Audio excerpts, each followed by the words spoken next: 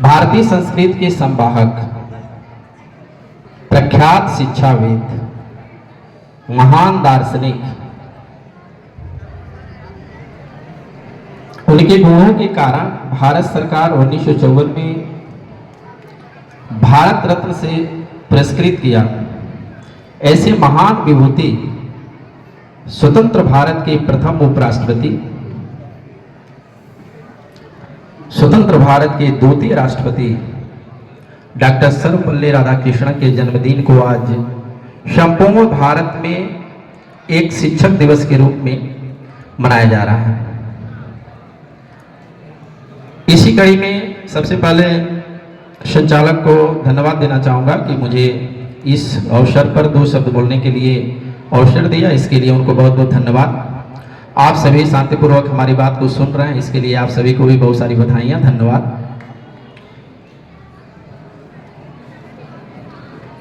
आज के कार्यक्रम में उपस्थित आरपीआईएस इंटर कॉलेज के तेजस्वी प्रधानाचार्य श्री नीरज तिवारी जी, विद्वान शिक्षकगण, भारतवर्ष के भविष्य हमारे प्रिय छात्र छात्राओं, आप सभी को शिक्षक दिवस की ढेर सारी शुभकामनाएं, बधाई एवं आशीर्वाद। रियल में कुछ साल पहले मैं भी एक विद्यार्थी था, आज एक शिक्षक के रूप में आपके सामने खड़ा हूं। लेकिन एक चीज मैं कहना चाहूंगा, हर एक शिक्षक एक विद्यार्थी ही होता है। विद्यार्थी होने का मतलब कि उसे हमेशा हर पल हर क्षण सीखते रहना चाहिए। और एक शिक्षक हमेशा एक विद्यार्थी हमेशा एक शिक्षक होता है। एक विद्यार्थी शिक्षक कैसे होता है? जैसे अगर एक सीनियर स्टूडेंट क्लास 12th का, 10th का, 9th का है, वो अपनी पढ़ाई इस कदर से करे, इस तरह सीखे कि अपने जूनियर बच्चों के लिए एक शिक्षक का कार्य कर सके। तो हर एक विद्यार्थी एक शिक्षक की भूमिका में होता है और हर एक शिक्षक एक विद्यार्थी की भूमिका में होता है, मेरे अपने अनुसार, और होना भी चाहिए। आज हालांकि गुरु शिष्य की जो परंपरा है, ये अभी वारी सर ने बताया कि 1961 या जो भी उसके आसपास शुरू हुआ, लेकिन मेरा जहां तक मानना है कि प्राचीन काल से ही हमारे देश में गुरु शिष्य की परंपरा रही है। हमेशा शिष्य गुरु के प्रति समर्पित रहा है। महाभारत काल से लेकर रामायण काल, किसी काल में आप देखें तो कहीं न कहीं एक, अभी तौसीफ अली सर ने एक एग्जाम्पल दिया चंद्रगुप्त मौर्य का। रियल में चंद्रगुप्त मौर्य एक छोटे से बालक आपके ही तरह थे। अभी भी इतिहास में यह ऐतिहासिक मतभेदता है कि वो किस वंश के थे और कौन उनके माता पिता हैं।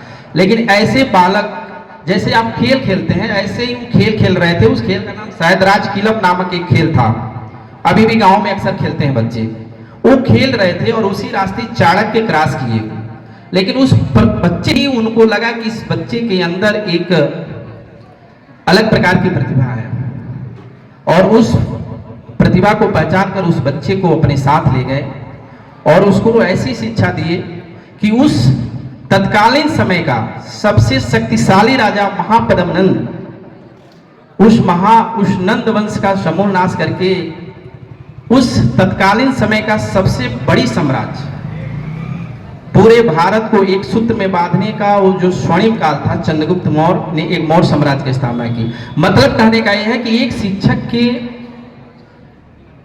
चाणक्य कहते भी थे, एक शिक्षक के कदम में प्रलय और सृजन दोनों पलता है।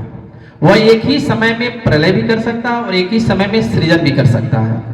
इसलिए मैं आप सभी से कहना चाहूंगा कि चूंकि यह जो उम्र है, जो आपका ये समय है, यह है समर्पण गुरु के प्रति। जैसे आप फिजिक्स में पढ़े होंगे एक सप्लीमेंट्री यूनिट, पूरक कोण जिसको कहते हैं, सॉलिड एंगल और प्लेन एंगल, दोनों एक दूसरे के पूरक होते हैं, दोनों को एक दूसरे से कभी अलग नहीं किया जा सकता, और उसके बिना फिर उस फिजिकल क्वांटिटी की कोई वैल्यू नहीं रह जाती। उसी तरीके से गुरु और शिष्य भी दोनों एक दूसरे के पूरक हैं। दोनों के बीच में अगर बेहतरीन सामंजस्य है तो निश्चित तौर पे गुरु उस छात्र को ऐसी जगह लाकर पहुंचा देगा जहां तक आप सोच भी नहीं पाए होंगे। इसलिए मैं कहता हूं कि एक ध्येय है, एक लक्ष्य है, जब तक ध्येय न पूरा होगी तब तक पग की गति न रुकेगी।